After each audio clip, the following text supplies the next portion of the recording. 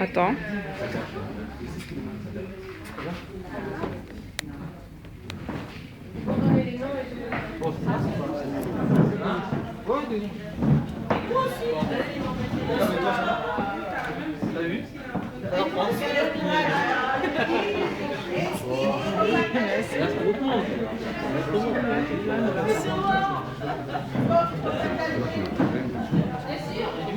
Moi je vois, mais je m'entends, je vais m'entendre.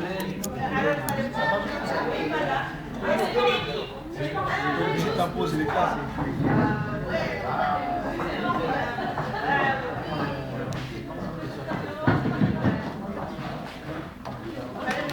Ah, c'est bien passé, mais on va faire la même chose, on a un peu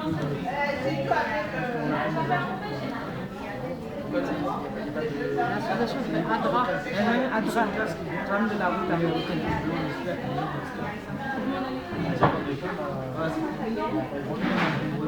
Moi, j'ai fait par mail. J'avais vu le programme, je sais pas, mais il a dit. C'est clair, c'est clair.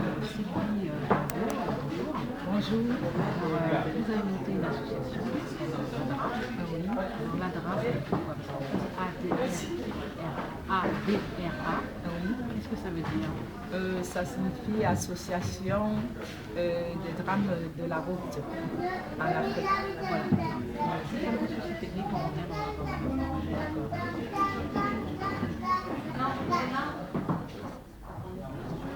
de retour depuis on est avec Sylvain qui a travaillé à l'association ADRA. Bonjour. Alors l'association ADRA, ça veut dire quoi? ADRA veut dire Association Drame de la route en Afrique. Voilà. Donc vous avez fondé cette association. J'ai fondé cette association parce que je suis victime de la route.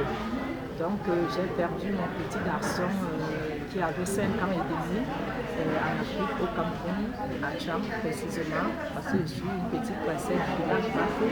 Donc il est décédé le 10 novembre 1996, l'accident de la route par hémorragie interne. Voilà, donc on a le chauffeur, et en fait, il n'y a pas eu de soins. Oui, des structures adaptées pour sauver sa vie.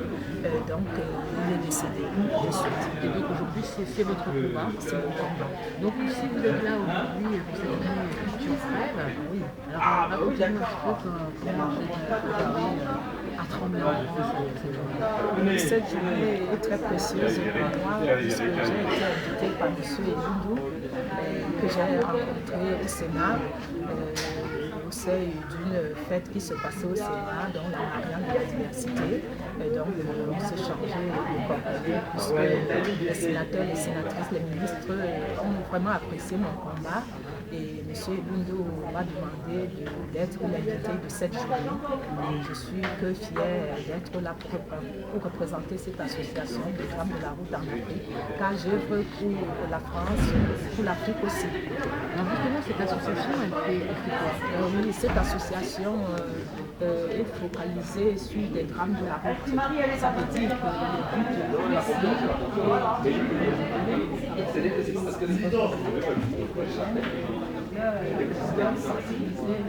le but comment il faut faire attention sur les routes. Ça veut dire aller dans les écoles, les collèges, les lycées, les endroits publics, faire des rencontres publiques pour pouvoir sensibiliser les jeunes à faire attention, connaître les voies de la route et ce que ça représente le danger de la route. Et sans oublier aussi les médias, la police, la gendarmerie, les routiers, faire savoir aux chauffeurs qu'on devrait mériter vraiment un bon permis pour vraiment toucher à un volant.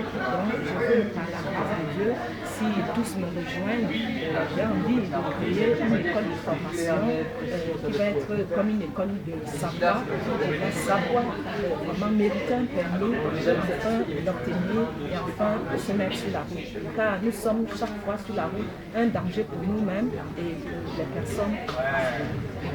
Donc aujourd'hui c'est un votre combat. Alors justement, comment réagissent les gens? Vous leur racontez votre histoire? Oui, je descends au Cameroun le 6 juillet Je vais au mois de juillet au Cameroun, je descends avec les gilets, les codes de la route. Je descends avec pas mal de choses, les jeux interactifs. Je veux chercher à acheter pas mal de choses pour descendre parce que pour faire cette sensibilisation routière, il faut que je sors la BD focalisée que sur les accidents de la route. Je dois commémorer les endroits des victimes où les victimes ont perdu leur vie. Je dois vraiment aussi distribuer les gilets gratuitement. Je dois distribuer gratuitement les codes de la route pour que les jeunes puissent, comme c'est la nouvelle génération, pour qu'ils puissent être formés et focalisés dans leur fort intérieur, dans leur tête, que vraiment la route est un danger et que tout le monde, même les piétons, avec voiture, pas et chauffeur, on peut tous s'y mettre pour changer la donne.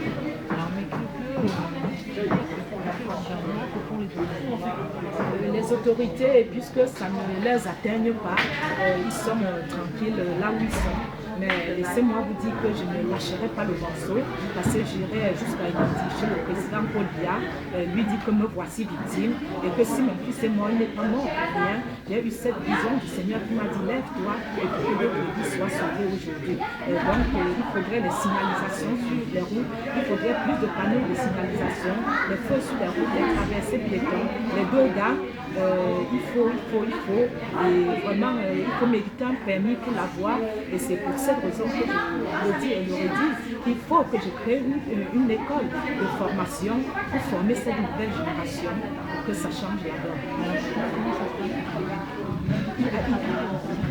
Oui, il y a beaucoup de circulation. Les voitures ne passent pas, ne respectent pas vraiment le code de la route. Bien sûr qu'il y en a, et ils ne respectent pas le code de la route. Parfois, les permis sont trafiqués et parfois, il n'y a pas de priorité respectée. Les gens ne respectent pas la priorité et les chauffeurs finissent de boire et ils se mettent au volant. Et parfois, il y a même qu'on interdit l'agence de voyage de ne plus faire marcher les bus et ils font tout et tout pour remettre les mêmes bus au milieu de la nuit sur la route. Il y a des switchages et les gens devraient, je veux sensibiliser parce qu'il faut que nous-mêmes, vraiment public, que nous arrivons à dire non, je ne peux pas switchager. On arrive à refuser parce que switchage veut dire danger de mort. Donc il y a cette sensibilisation qui est vraiment très gigantesque qui va se passer au Cameroun pendant il y a trop peu de contrôle, il n'y a pas suffisamment de personnel sur la route. Et il y a l'alcool au volant, je veux sensibiliser l'alcool au volant, je veux sensibiliser aussi je veux sensibiliser pas seulement l'alcool au volant, il y a la drogue aussi au volant et ce switchage là aussi et vraiment que les gens puissent passer les contrôles techniques, c'est très important. Une voiture ne peut pas rouler sans qu'un contrôle technique ne soit passé. Ça c'est inacceptable. C'est pour mettre les vies des autres en danger. Donc je ne fais pas de politique, mais je crois avec la grâce de Dieu au Cameroun cette année, c'est les vacances dans la paix et il y a un carrefour de la mort au Cameroun. Et je voudrais que ça soit transformé en carrefour de la vie, parce que personne n'a le droit d'enlever la vie à un autre. Alors qu'est-ce qu'on peut faire?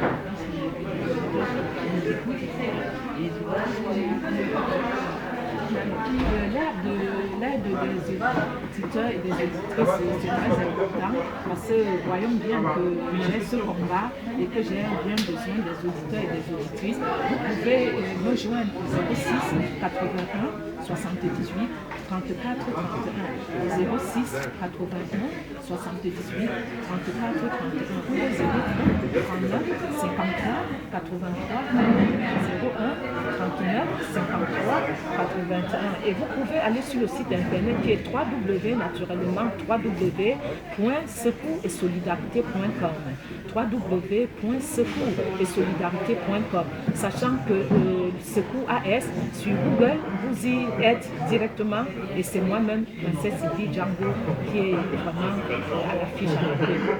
Bien, merci beaucoup. Je vous remercie, soyez bénis, merci. C'est vrai que ça a une influence sur le champ. C'était comment elle s'est passée d'elle.